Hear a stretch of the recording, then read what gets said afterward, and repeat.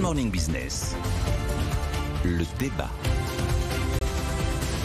Nicolas Dose et Jean-Marc Daniel, que se passe-t-il sur l'assurance vie? 4 mois de collecte, de sortie nette, justement on est très loin de la collecte, on est aux sorties nettes de capitaux, 4 mois sur 5 sur les derniers écoulés, moins 345 millions, rien qu'en septembre. Oui, qu'est-ce qui se passe? Même pratiquement 3 milliards sur 3 mois. Il se passe quelque chose, parce qu'on est sur quelque chose qu'on n'avait jamais... Enfin, c'est toujours à des moments particuliers qu'on a vu ce type de phénomène aussi massif. Il y a eu Covid, et puis il y a eu sinon la crise des dettes souveraines 2011-2012.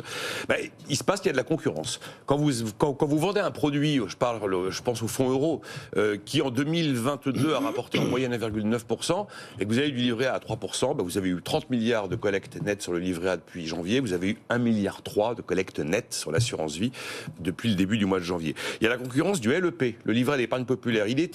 On tournait autour des 7 millions, on vient de passer les 10 millions de livrets d'épargne populaire au mois d'octobre. Le plafond a été relevé de 7 700 à 10 000 euros, alors il est sous condition de ressources, mais c'est du 6% avec zéro risque. Il y a quand même des gens qui se disent, tiens, peut-être plus intéressant que l'assurance vie.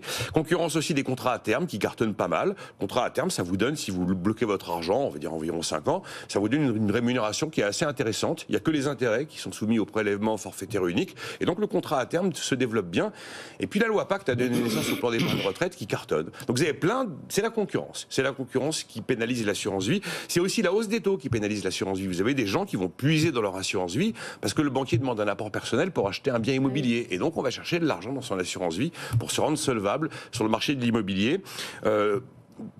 Victime aussi de quand même un peu d'angoisse sur les marchés actions, puisque même les contrats en unité de compte connaissent une désaffection. Le seul point positif qui peut rassurer les assureurs vie, c'est qu'on a une hausse des rendements des obligations aujourd'hui, notamment les obligations souveraines. Ça devrait profiter à l'assurance vie. Mais ce sont des moments importants qu'il faut regarder de près, parce qu'il y a un élément qui avait été inscrit dans la loi Sapin 2, que personne ne connaît, dont on ne parle jamais, mais il y a des montants astronomiques quand même sur l'assurance vie. C'est quand même le plus gros bas de laine de France. On ne peut pas tout retirer. Voilà, on ne peut pas venir massivement parce qu'on trouve que c'est extra d'aller vers un LEP ou un livret A ou un compte à terme, venir massivement, et puis en plus peut-être très massivement s'il y a un petit élément d'actualité qui inquiète tout le monde. À ce moment-là, les assureurs vie ne peuvent pas délivrer le cash. C'est ce qu'on appelle un assurance run, si vous voulez, comme un bank run. Donc l'article en question, ça bloque. L'article en question de la loi Sapin 2, qui est...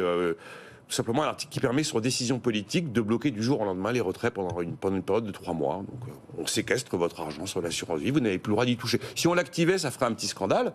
Pour l'instant, c'est pas le cas. Et cette décision politique, elle est renouvelable 3 mois. Elle est renouvelable au bout de 3 mois à nouveau.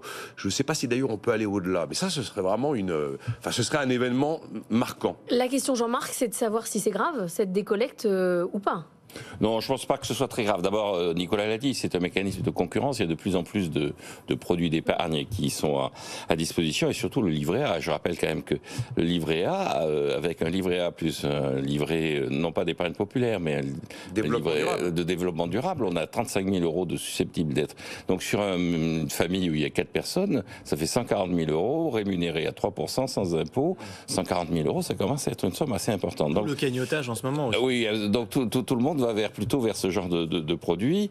Alors le livret d'épargne populaire est quand même sur une partie de la population qui n'est pas forcément très orientée vers l'assurance vie. Il n'y a pas énormément d'épargne à consacrer. Donc il y a ce premier phénomène. Le deuxième, c'est qu'on atteint déjà un ralentissement de cette décollecte, puisque sur l'année, on est encore en collecte positif. On était une décollecte au début de l'été qui est de 1 milliard, 1,2 milliard, 1,8 milliard. Là, c'est moins fort. Là, c'est 1,7 milliard en août. Oui, là, on est à 345 millions. Donc il y a une sorte de tassement de la décollecte pour à court terme. Non, je pense qu'il y a les 3 remarques importantes autour de ça. La première, c'est que l'assurance vie, ça a beaucoup été utilisé par l'État pour financer la dette publique. Et donc la question qui se pose, c'est est-ce que l'État considère le premier souscripteur de dette publique en France, c'est dans le système bancaire, c'est la BNP, et dans le système général, c'est la CNP, la Caisse nationale de prévoyance. Donc l'assurance est beaucoup derrière le financement de la dette publique. Et donc, est-ce que ça posera question à la dette publique? Est-ce que ça posera problème pour le financement d'une dette publique, alors qu'on va être l'année prochaine l'année où on va le plus émettre sur le marché. Donc cette question se pose. Je pense que non, ça ne se posera pas de problème, parce que la dette publique française, elle continue à être bien notée, elle continue à être attractive.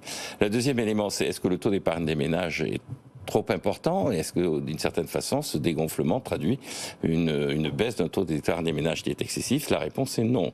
On manque d'épargne dans ce pays puisqu'on a un déficit de notre balance des paiements courants. Et donc, le véritable enjeu, c'est de continuer à favoriser l'épargne. Je rappelle quand même qu'indépendamment d'ailleurs du blocage global, on a un taux d'épargne qui est de 17%. Dans les années des 30 glorieuses, dans la période où il y avait de la croissance économique très forte, le taux d'épargne était à 20% et les comptes de l'État étaient équilibrés. Donc vous voyez la masse d'argent qui était orientée vers la préparation de l'avenir. Donc en ce sens, le fait que cette décollecte manifeste une forme de changement d'attitude vis-à-vis de l'épargne, là, pourrait être inquiétante s'il n'y avait pas effectivement, et c'est la troisième réflexion que je fais, c'est le grand succès pour moi du PER. C'est-à-dire le plan d'épargne retraite qui est dans la loi Pacte est devenu un des produits extrêmement... Ça marche très bien et c'est une bonne nouvelle parce que c'est assez souvent des produits de capitalisation et ça montre aussi que les Français ont compris qu'une partie de leur retraite était entre leurs mains et pas uniquement entre les mains de la sécurité sociale. Il reste 10 secondes. Non, mais Jean-Marc a totalement raison. Le succès du PER, c'est une sorte de prémisse d'une prise de conscience que la capitalisation est quand même le rendez-vous manqué de la réforme des retraites.